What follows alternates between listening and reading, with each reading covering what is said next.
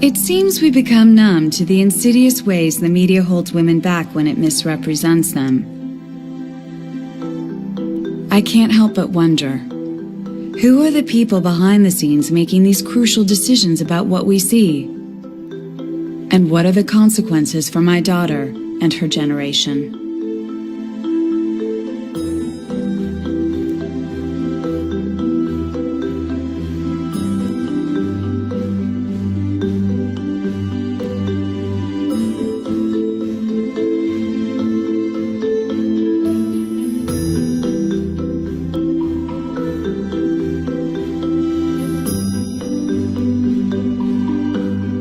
The media has always been overwhelmingly in the hands of men.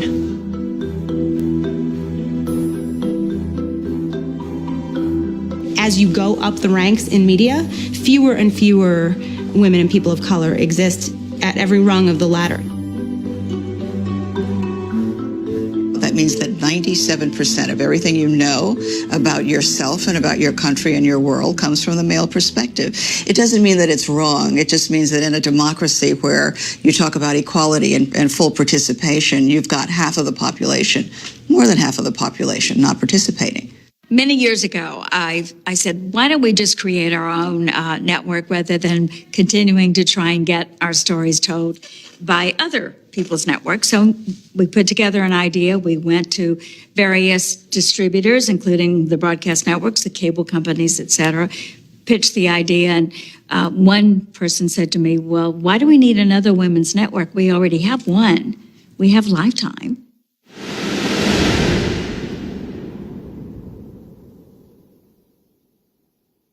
There's a fairly pervasive sense of denial about the status of women working in both television and film. Peter Bart wrote a column in Variety talking about the glass ceiling and how it no longer exists. Putting that kind of information out there is really troublesome.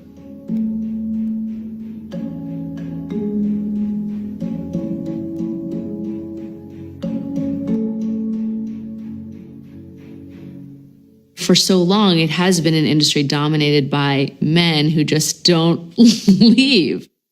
People who employ other people tend to hire people who are a reflection of themselves. This impacts hiring, it impacts the news directors, the journalists, the people who are going to cover the news.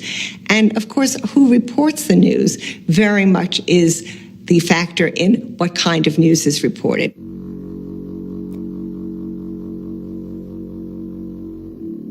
When any group is not featured in the media, they have to wonder, well, what part do I play in this culture? There's actually an academic term for that. It's called symbolic annihilation.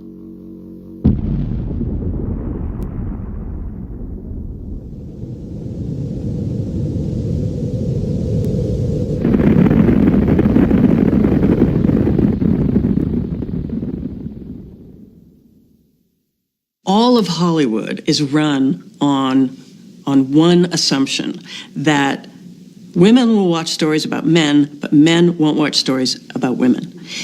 And all the decisions are made based on this concrete fact. And nobody's ever really proved that that's true. I think it's a horrible indictment of our society if we assume that one half of the population is just not interested in the other half.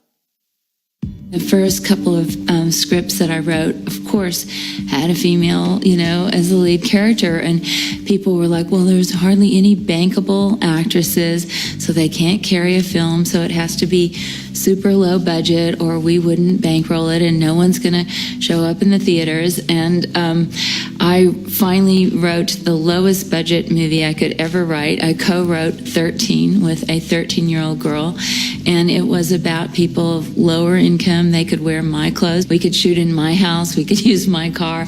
We made the movie, and then it went on to Sundance, and it went on to win awards and get international distribution. And I think it was the same like with Twilight.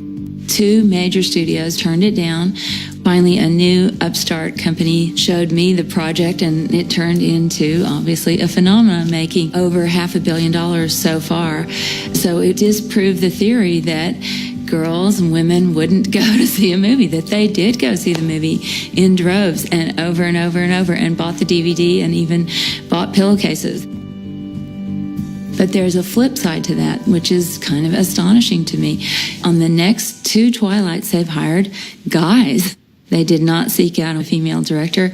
And on the same side, I've gone after some jobs that I've been told flat out to myself and my agent, oh no, we think a guy should direct this. And to me, I think, okay, why can a man direct, Sex and the City, Sisterhood of the Traveling Pants, the Miley Cyrus movie?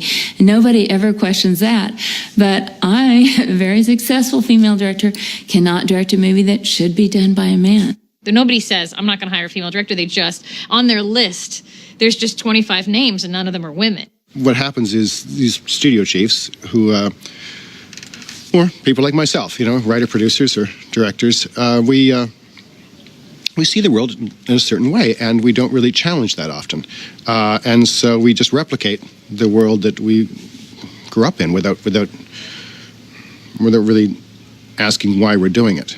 What is the first thing that they tell people when they're, in a screenwriting class? Create what you know. When you have greater diversity behind the scenes, not only do you get more female characters on screen, but you get a different kind of female character. You get a more powerful and multidimensional female character. You should have seen the way those men looked at me. But then they discovered I was fearless. That's why it's extremely important for women to be writing their own stories, truly crafting those stories, writing them down, directing them, and giving them to people to really emotionally become impacted by. Because when my mom tells me a story or my grandmother tells me a story, I'm riveted. None of us had any idea what the response was going to be to Thelma and Louise. One time I was at a red light and I heard this honking, and I looked next to me and is a car full of women who are popping out of all the windows and the sunroof and going, woo-hoo! I'm like, well, this has certainly never been the reaction to any of my other movies. Then the very next movie I made was A League of Their Own, where I had 13 or 15-year-old girls coming up to me with the same kind of reactions. Oh my God, you have no idea, that movie changed my life. I play sports because of that movie. And it really struck me how few opportunities we give women to have that kind of experience watching a movie. The media can be an instrument of change. It can maintain the status quo and reflect the views of the society, or it can hopefully awaken people and change minds. I think it depends on who's piloting the plane.